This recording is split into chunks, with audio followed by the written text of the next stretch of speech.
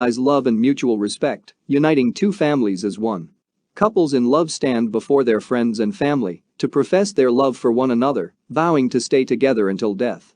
For 25-year-old Cody Johnson, death would come only 8 days after his wedding, when his newlywed bride would callously push him off a cliff and he would plummet 200 feet. Welcome back to True Stories. Join our family in exploring some of the most twisted true crime cases.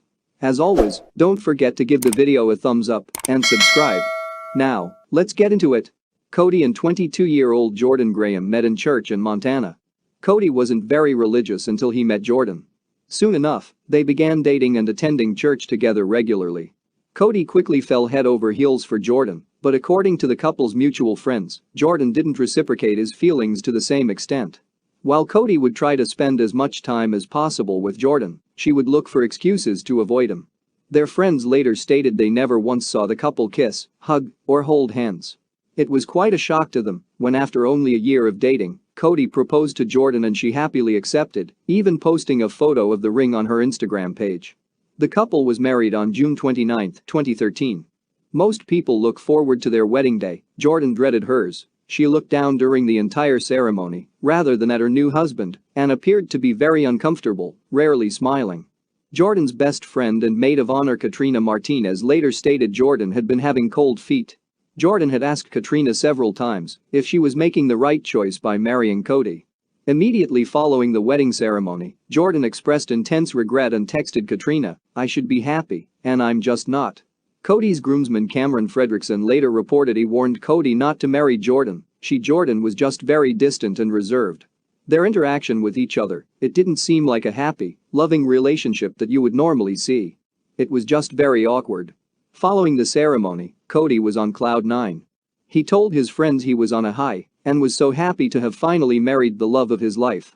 Meanwhile, Jordan texted Katrina she had told Cody she was on her period, so she wouldn't have to consummate the marriage and that, if he tried anything she would freak out.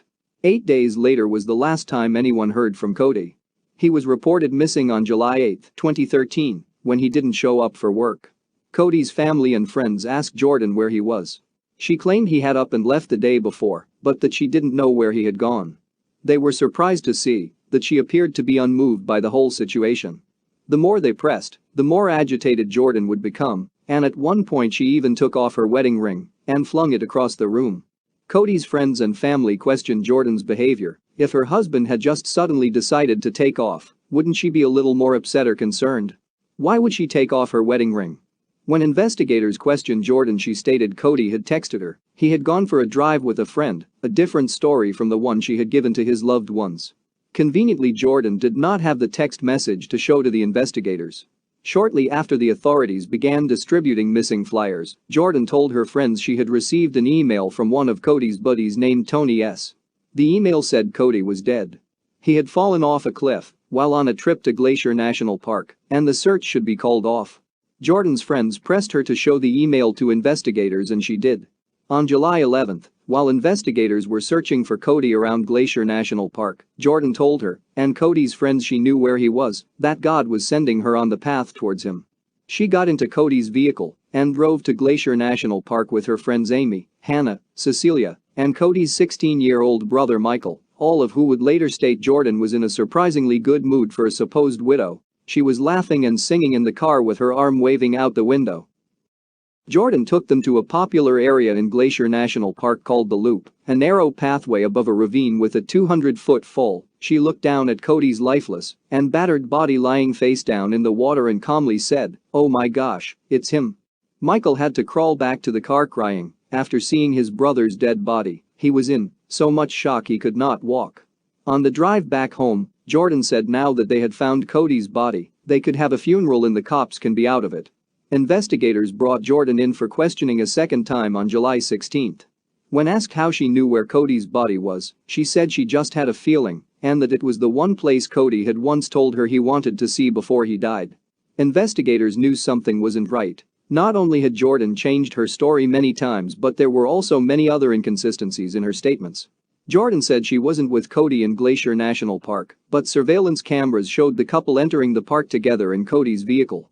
Jordan said she and Cody hadn't been fighting leading up to his disappearance, but text messages from Cody to his friends said the opposite.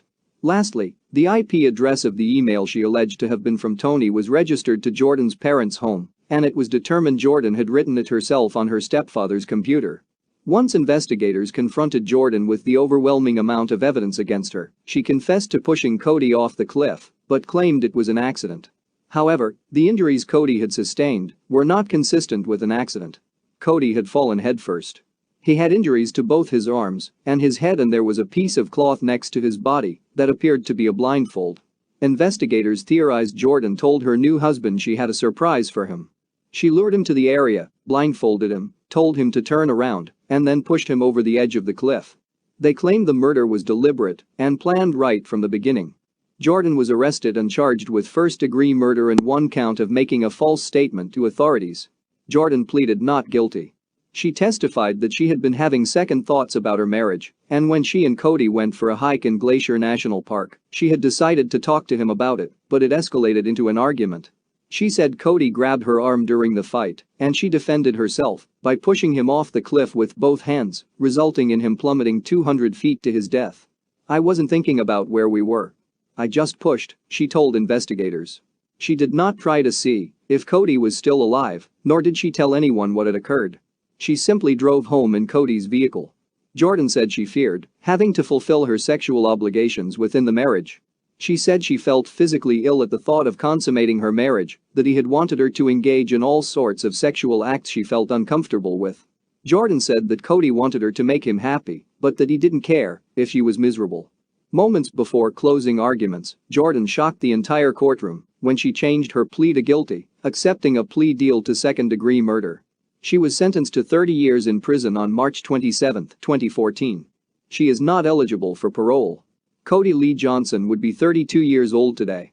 He called his wedding day the best day of his life, and he wanted nothing more than to begin a family with the woman he loved, to be loved in return, and to celebrate life. He is remembered as a loving son, friend, and brother. We've come to the end. Thank you for watching. Don't forget to give